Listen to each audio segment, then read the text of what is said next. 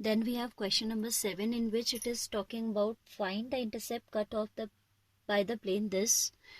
ठीक है, like 2D if you recall straight lines we had in class 11, तो वहाँ पे आपने पढ़ी थी straight line की equation in intercept form, x upon a upon y plus y upon b equals to 1. This was the intercept form of a straight line.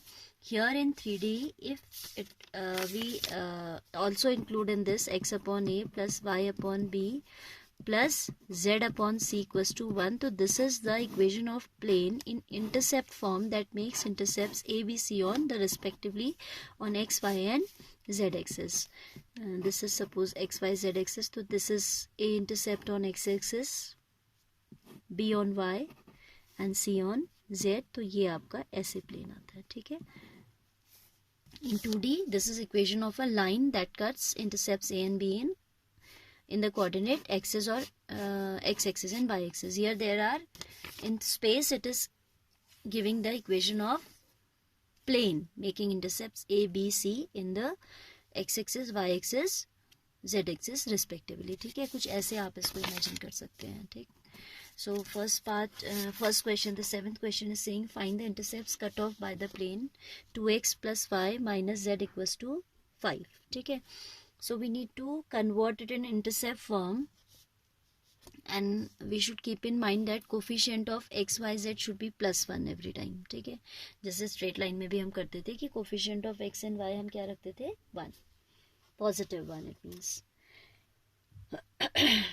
So for and we need y1 on right hand side, so throughout we'll divide by 5.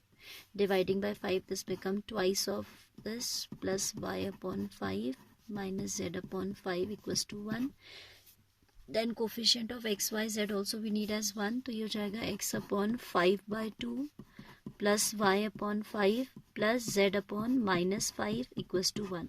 Now compare with x upon a plus y upon b plus z upon c. The intercepts we will have 5 by 2, 5 and minus 5. So comparing with equation of plane in intercept form,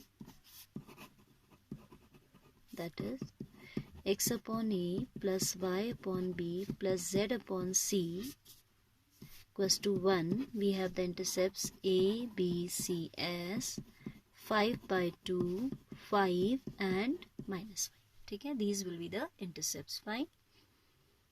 Now question number 8 also is similar only. Find the equation of plane with intercept 3 on y axis and parallel to z o x plane.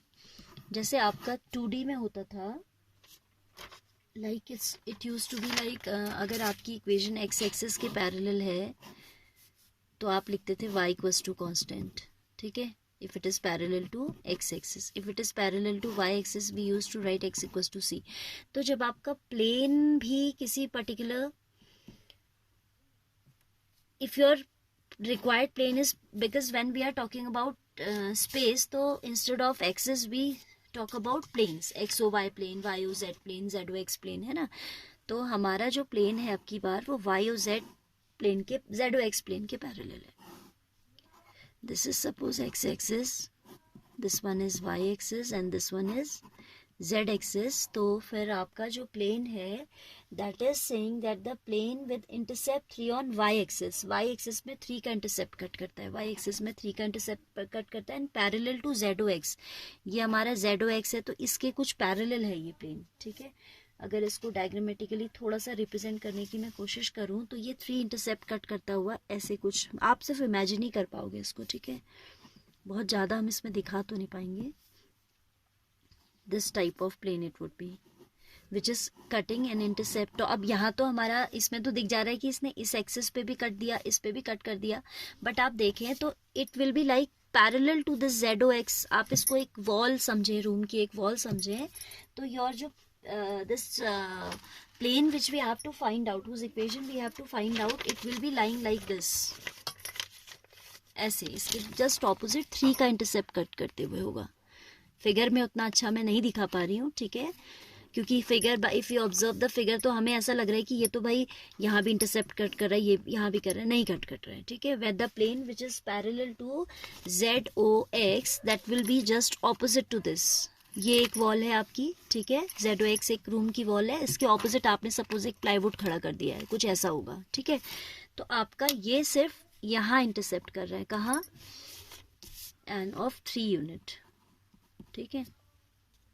तो equation of plane आपकी हो जाती है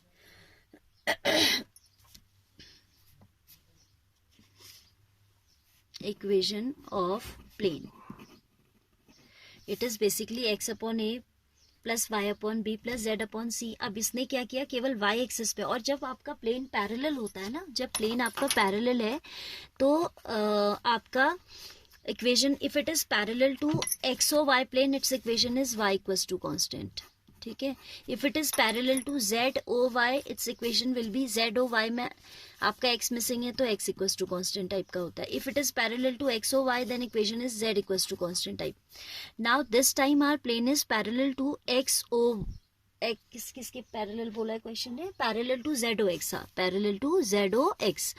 तो आपका केवल y axis पे ही intercept कटा हुआ है, तो इक्वेशन हो जाएगी y upon b equals to, y equals to constant होता है basically, y equals to constant, ठीक है, c या k कुछ भी आप कह दीजिए, and that constant is the length of the intercept cut out by the plane. तो it will be y equals to 3 is the required equation of plane. करना तो कुछ भी नहीं है बट समझना काफी कुछ है, ठीक है। Your plane is lying like this at a constant distance from this wall, my hand is acting like a wall and this also।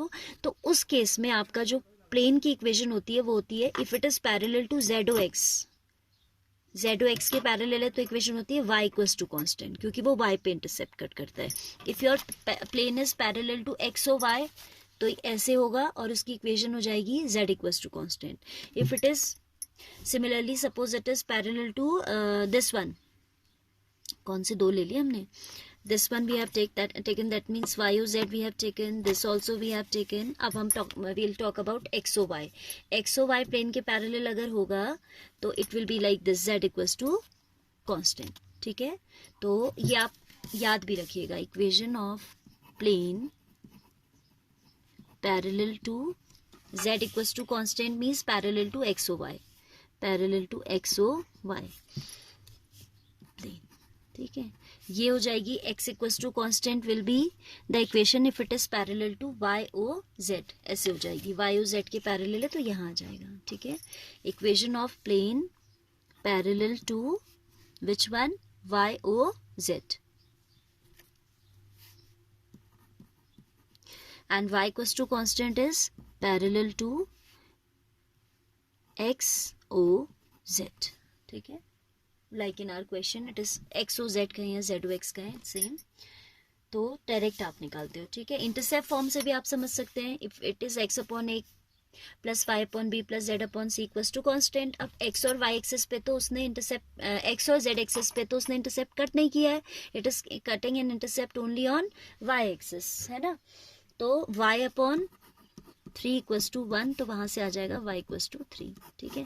But it is better to remember this relation, ये, ठीक है। तो और इसको थोड़ा सा आप imagine, अगर क्वेश्चन एग्जाम में आता है तो it's not required to show using the figure, but आपके दिमाग में फिगर बन जानी चाहिए। ये तो फिगर बहुत अच्छी बन भी नहीं रही, आप ऐसे ही इसको समझिएगा, ठीक है। पैरेलल टू XOZ कह रहा है तो दिस इज ZOX, और इसके पैरेलल ऐसे y एक्सिस को कट करता हुआ जाएगा, ठीक है। ये एक वॉल है and this is another wall, another plane I can say। Children, if we want to represent it diagrammatically, तो it would be the better representation, so I am making the figure again, हाँ। आप copy में अगर बनाएंगे तो you will make like this, otherwise this figure is a little confusing that ये आपका इनको भी कट कर रहा है। आपसे कहा कि पैरेलल टू ZOX है एंड y एक्सिस में इंटरसेप्ट है उसका 3 यूनिट का, तो आप ऐसा बनाइए इस प्लेन को, ऐसा बना देंगे तो फिर भी आपको थोड़ा समझ आ रही है बात। दिस इज 3 यूनिट, ठीक है। So instead of this figure you make out this one, right.